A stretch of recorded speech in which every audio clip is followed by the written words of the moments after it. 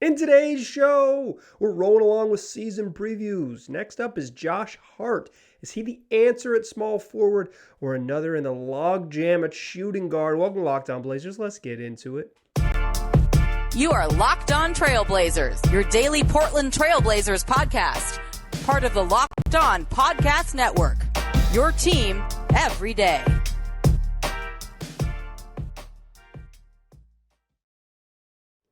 What up, world? It's your past first point guard and Trailblazers reporter Mike Richmond, and you are listening to another episode of Locked On Blazers, part of the Locked On Podcast Network, available wherever you get podcasts and also on YouTube.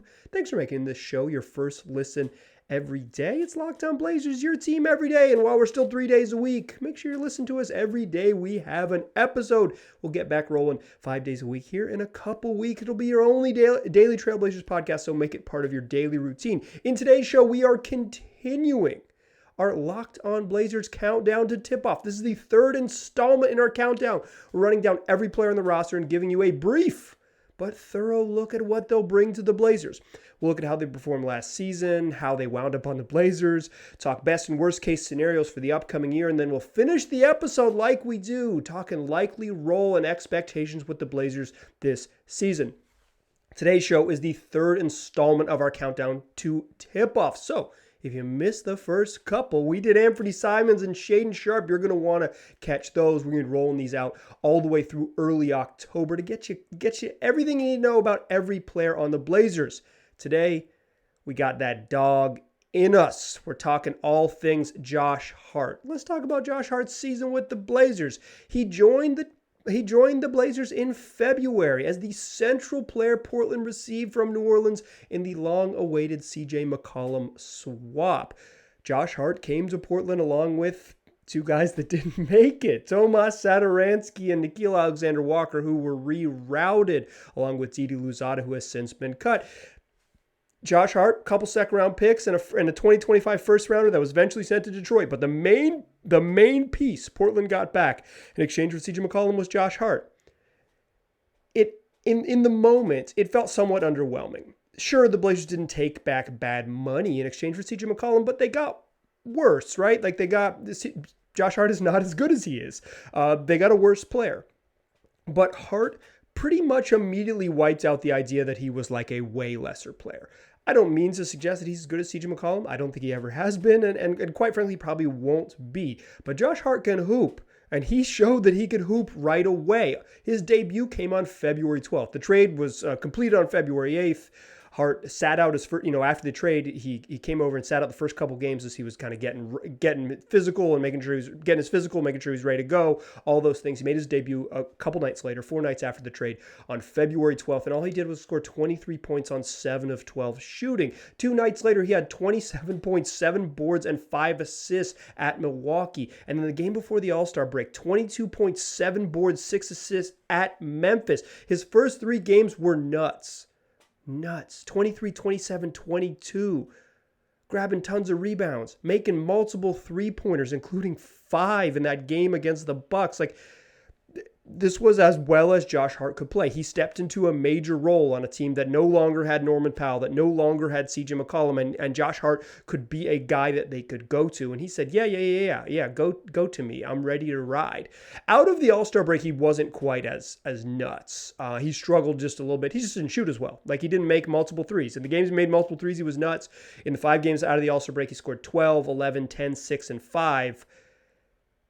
And then he went presidential against Washington. 44 points, dropping the Obama against the Wizards. He also had 4 steals and 5 assists in that game.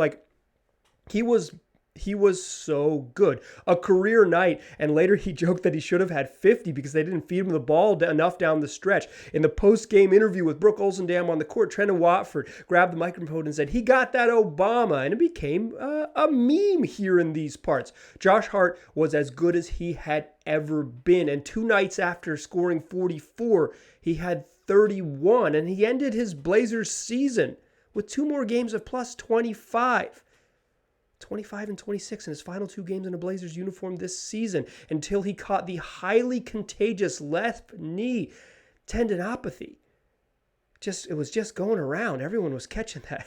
Everyone was catching tendonitis in their left knee. That was March 21st. He scores 25. They shut him down for the rest of the season. And in a brief time, Josh Hart shone so freaking brightly.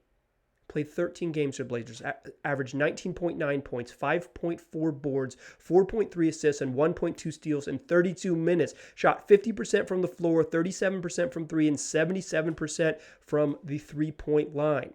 He entered this summer somewhat in flux. He had a fully non-guaranteed contract, but he was so darn good. It wasn't about whether the Blazers would pick it up. It's whether he would get traded with that contract, or whether if they really chased a big fish, they would maybe drop him to chase, a max contract player. That was never really in the cards. If they were going to bring back Anthony Simons, it was kind of, you had to choose max player or Ant and Josh.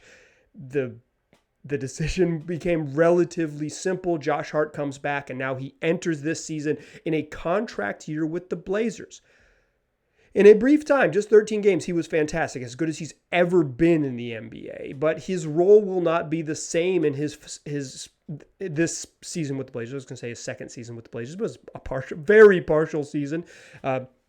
But in his beginning of the year, his role will absolutely not be the same. But he's entering a contract year. This summer, he has a dual option on his contract. He's a player option and it's fully non-guaranteed. So the team has a guarantee date if he's on the roster, guaranteed, but he can opt out. There is very little chance the confluence of things where Josh Hart and the Blazers both think he is equally paid. If the Blazers think it's a good deal, it's because Josh Hart's outperformed the contract. And if Josh Hart outperforms the contract, he's going to opt out and hit free agency because he was going to want more money. He's going to be a free agent this summer. This is a contract year for Josh Hart. He was so darn good. But can he be so darn good when the gang is a little more healthy?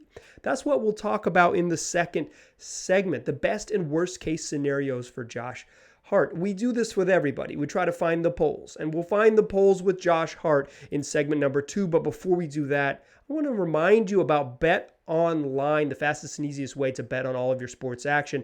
And it's a fun time of year if you are someone who's looking to get in on some of that sports action. College football's here. The NFL's here. That means all weekend long, every weekend for the next 3.5 months, 4 months, you can get in on games. BetOnline.net's going to have you covered with more props, more odds, more lines than ever before on all things pro and college football. If you don't want to bet on the gridiron, they got other sports too, so check it out. You can bet on basketball futures and NHL futures right now. You can get in on tennis and golf action. You can get in on combat sports. Whatever it is, you're going to find the action on BetOnline.net. That's BetOnline, where the game starts.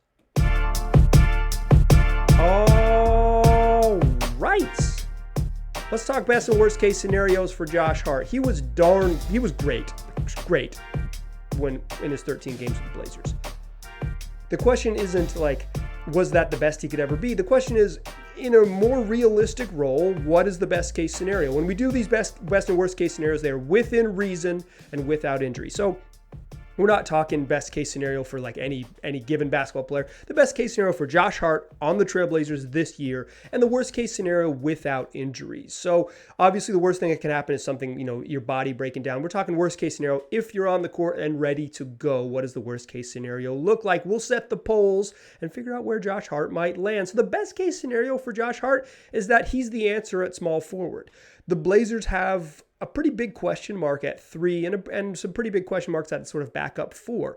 The best case scenario is that Josh Hart is the answer to the question, who plays small forward? That's Josh Hart. And it's an emphatic answer. It's not like, yeah, probably Josh Hart, we'll see, or maybe Nazir Little. It's Josh Hart. That's the best case scenario, is that he is the player that unlocks Portland's small ball dream. And what I mean by that is this team is comfortable and prepared to go small. They are ready to go small and think they can do it without an issue. And they're probably right. They probably can go small and do it without an issue to an extent. Josh Hart will determine in many ways that extent. Portland's thin up front. They got one center who, Nurk's going to play 30 minutes a night. They're going to play small at center with Justice Winslow or Jeremy Grant there. That means that everybody, when they're playing those small ball center minutes, has to slide up a spot. Nazir Little has to slide up to play the 4. Justice Winslow, if he's not playing the 5, has to play a little bit of the 4. Trenton Watford has to play 4 and 5. And Josh Hart probably has to play 3 and maybe even a little bit of 4 in certain lineups, or at least an interchangeable 3-4 with Nazir Little when they go small. The best case for Josh Hart is that he unlocks that as a strength for the Blazers. And they're the team that dictates it because Josh Hart is a really good ball handler and a really good rebounder. The advanced numbers suggest that Josh Hart is straight up the best rebounder at 6'5" in the NBA. And one of the best rebounders, period, in the league based on availability of rebounds he grabs when he's on the court. He is an elite rebounding guard, and he's just a straight up wonderful rebounding basketball player, regardless of size or shape. He's a great rebounder. The best case scenario is that skill, that unique skill at his size, unlocks what the Blazers want to do. Plus, the best case scenario is that the other stuff that Josh Hart does gives the Blazers a versatility and a strength that makes them hard to deal with. He's got some real secondary ball handler chops. He is a grab-and-go machine, loves to grab a defensive rebound and push the other way. He is a really, really good straight-line driver. He's strong, he can get to the rim, he can finish through contact. The best case scenario is that he adds those elements to his game and continues to shoot well. He shot 37% from 3, nearly 38% from 3 in 13 games with the Blazers. If he is up there again in a sample size of 75 games, that's close to the best case scenario. It would be well above his career average, and it would allow him to be both an on-ball secondary creator, where the Blazers want to get him reps as like a point guard is not the right word, but like secondary creator, right? Like someone else who sets up the offense, dribbles, gets into the paint. The Blazers' ideal offense is get into the paint, cause rotations, and make people pay once you get them scrambling in rotations. Josh Hart is the guy who gets that going, both as someone who can attack the paint and get the defense scrambling, and a spacer. So when someone else attacks the paint, you have to respect him from 3. The best case scenario is that he shoots well and maintains the secondary ball handling skills, where he can lead the second unit as that chief guy who can have the ball in his hands as a wonderful decision maker. And the best case scenario is that he plays 25 minutes a night and he gets paid because he's good. And this isn't a short time with the Blazers. This is a guy who becomes a part of the next phase. The Blazers have some big questions this year with Nazir Little and Jeremy Grant and Josh Hart all entering contract years. They've paid the other parts of the core with Anthony Simons, Yusuf Nurkic, and Nazir Little. Much of this season will be determining what the rest of that core looks like, whether it's the young guys at the end of the bench who are developmental types right now, like Keon Johnson or Shaedon Sharpe, or whether this more veteran group that's ahead of them right now is the answer. And if the best case scenario is that Josh Hart is clearly the answer, because he can play small forward, he can play a little bit of power forward, he can play a little bit of the 2, and really you don't have to worry about what position Josh Hart plays, because when he's on the court, he can guard who you ask him to guard, and his skill set brings enough on both ends of the floor that he makes the Blazers a matchup nightmare. The best case scenario for Josh Hart is that the 13 games you saw when he played for the Blazers earlier this season is just the beginning, and he reaches a similar level of efficiency and potency when he's given a bigger role with Damian Lillard and Anthony Simons and Jeremy Grant ahead of him in the pecking order. Throw Nurk in there too. A lower usage, but still an extremely effective player. That's the best case scenario for Josh Hart. So what's the worst case scenario?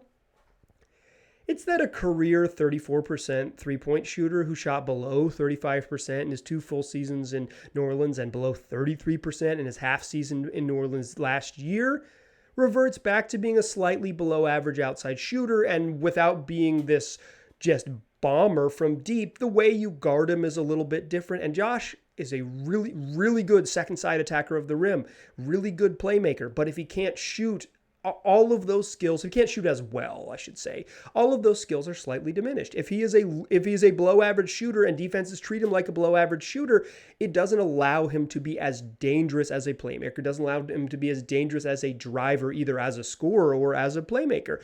And the worst case scenario is that the domino effect of poor shooting limiting his other skills kind of adds up, and that instead of being the guy who lit the world on fire in 13 games and went fully presidential, he's more of a secondary role player type. And the worst case scenario for Josh Hart is, instead of being the answer at small forward, who plays the 3? Josh, the easy answer. He's more of a shooting guard than he is this combo forward. And while he's a highly useful player, the question that Portland's roster poses are simply not answered by Josh Hart. The worst case scenario is that Josh Hart goes the way of Norman Powell, a good player who doesn't quite fit on this roster and with this group, and that he never plays a full season in Portland. The worst case scenario is that when you get to the trade deadline, Josh Hart is not only your most tradable asset, but he's someone you have to trade because the roster needs to be balanced, and he's part of the imbalance. That's the worst case scenario. The best case is that he makes the imbalance on the roster special. He makes Blazers' version of small ball special, and the worst case scenario is that this gamble on going small and having the versatility that Josh Hart adds doesn't quite check the box. Those are your two poles. What we'll do in the third segment is talk about where Josh Hart lands. When we do these season previews for each player, little player capsules is what I've called them in the past, we try to set the poles. Josh Hart is clearly the answer. Josh Hart is not possibly the answer to the questions that Portland's asking. Everybody falls in the middle. That's my goal when I write these out. Figure out what are the edges so we can find out where Josh Hart falls in the middle.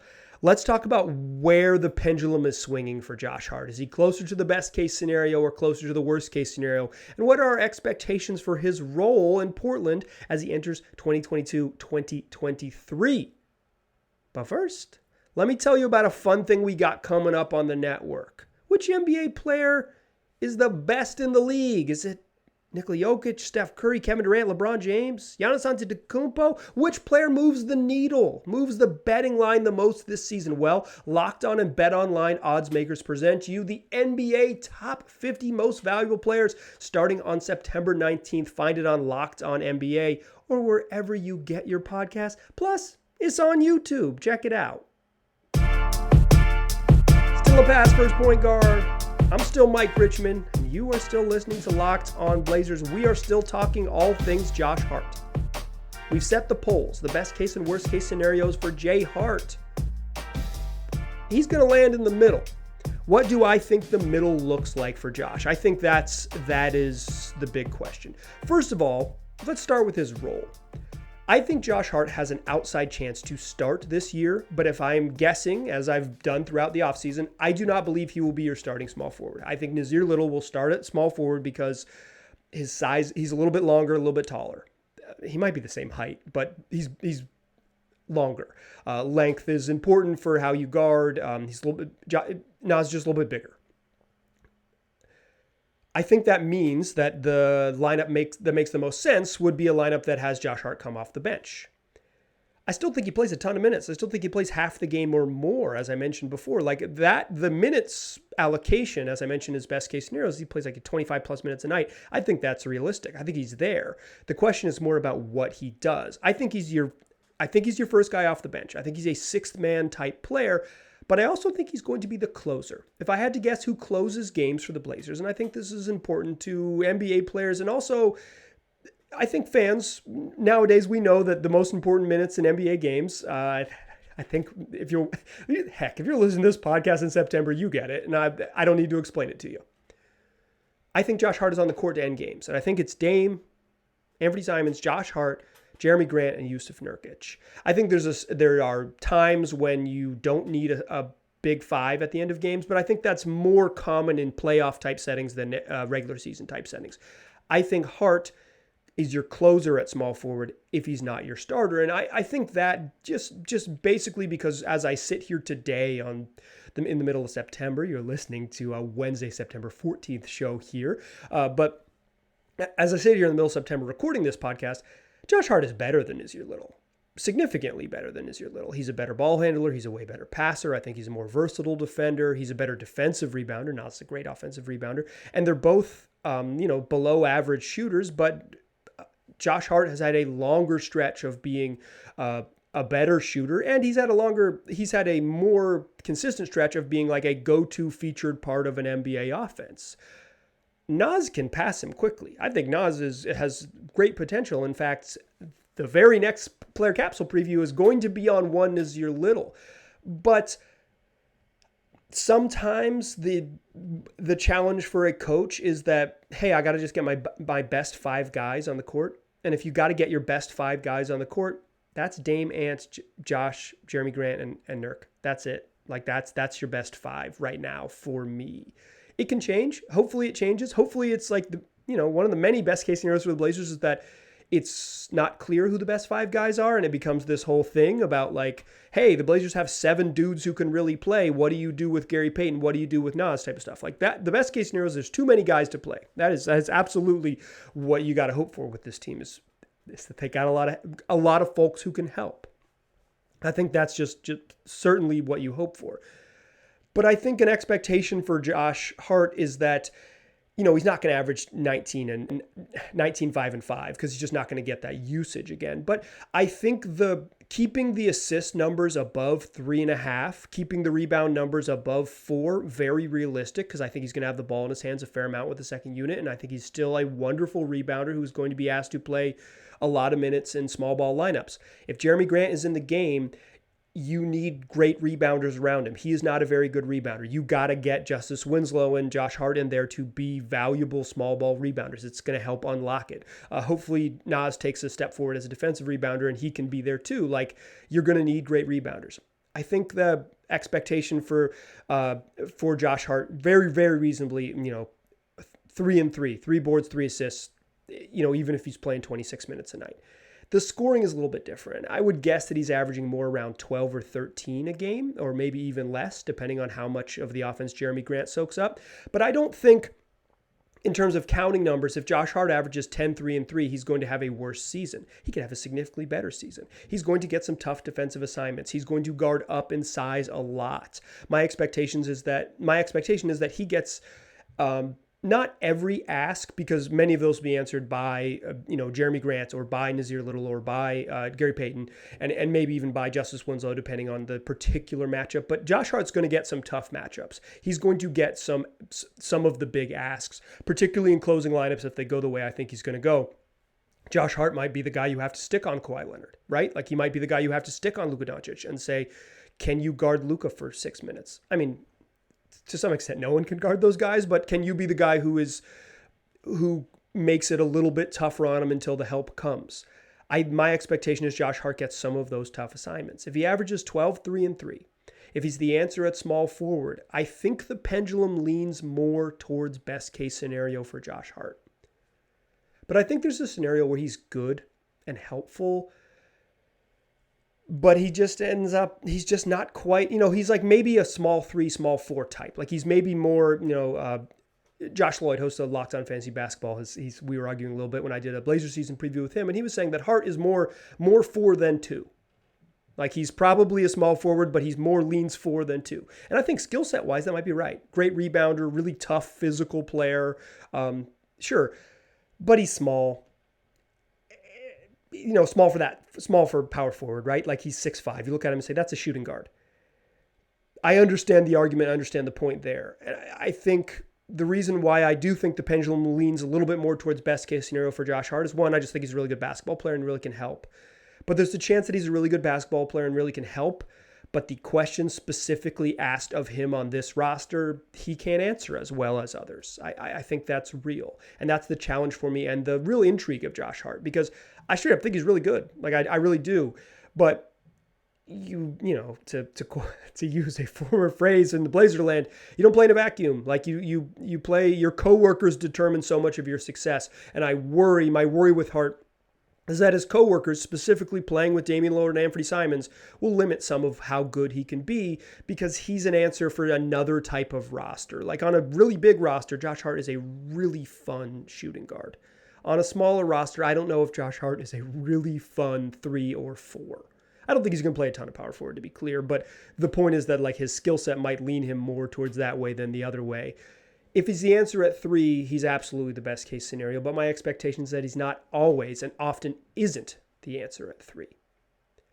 Come back for more tomorrow. Come back for more on Friday. We'll have another player preview. It's going to be Nazir Little. That's what we'll close out the week doing. Tell your friends about this podcast. If you are listening to Locked On Blazers this time of year and you have friends that like the Trailblazers, we're 2 weeks away, basically a little more than 2 weeks away from training camp opening up and like the season being here. So say, hey, check out Locked On Blazers and tell them that's available wherever they get podcasts and also on YouTube. And then come back and listen to the show on Friday. That way you and your pals will have something to chat about. I appreciate you listening. I'll talk to you soon.